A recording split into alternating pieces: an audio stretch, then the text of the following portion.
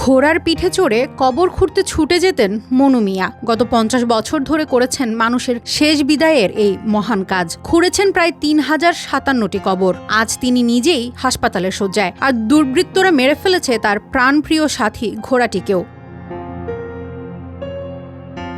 শেষ ঠিকানার কারিগর কিশোরগঞ্জের আলগাপাড়া গ্রামের প্রবীণ মনু মিয়া। কারো মৃত্যু সংবাদ পেলেই ছুটে যেতেন কবর খুঁড়তে। বিনিময়ে চাইতেন না কোনো পারিশ্রমিক। নিজের স্বাস্থ্য বা জীবনের কথা কখনো ভাবেননি। দীর্ঘদিনের অবহেলায় শরীরে বাসা বেঁধেছে নানা জটিল রোগ। বর্তমানে তিনি রাজধানীর এক বেসরকারি হাসপাতালে চিকিৎসাধীন, জীবন মৃত্যুর সন্ধিক্ষণে। নিঃসন্তান মনু মিয়ার পাশে ছায়া হয়ে আছেন স্ত্রী রহিমা বেগম। দূরের কবর খুঁড়তে সময় বাঁচানোর জন্য নিজের জমি বিক্রি করে একটি ঘোড়া কিনেছিলেন মনু মিয়া। সেই ঘোড়াই ছিল তার অদ্বিতীয় সঙ্গী। কিন্তু মনু মিয়া হাসপাতালে যাওয়ার পর ১৬ মে সকালে পাশের গ্রামের একটি মাদ্রাসার সামনে পানিতে পড়ে থাকতে দেখা যায় ঘোড়াটির মরদেহ।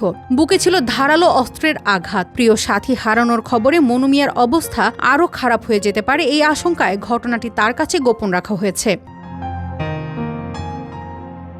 মুঠোফোনে রহিমা বেগম বলেন, মনু মিয়ার অবস্থা ভালো না। উনি জীবনে কারো কোনো ক্ষতি করেননি। এতদিন জানতাম ওনাকে মানুষ ভালোবাসে। ওনার এমন খারাপ অবস্থায় কি করে এমনভাবে ওনার প্রিয় ঘোড়াটিকে মানুষ মেরে ফেলতে পারলো, খবরটা ওনাকে দিলে উনি কোনোভাবে সহ্য করতে পারবেন না।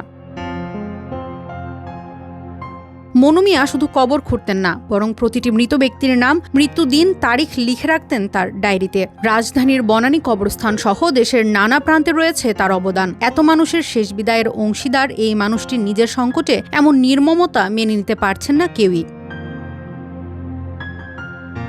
এ বিষয়ে কিশোরগঞ্জের পুলিশ সুপারের দায়িত্বে থাকা মুকিত সরকার জানান, মিঠামইন থানার ভারপ্রাপ্ত কর্মকর্তাকে আইনগত ব্যবস্থা নিতে নির্দেশনা দেওয়া হয়েছে। অভিযোগ পেলে প্রয়োজনীয় পদক্ষেপ নেওয়া হবে।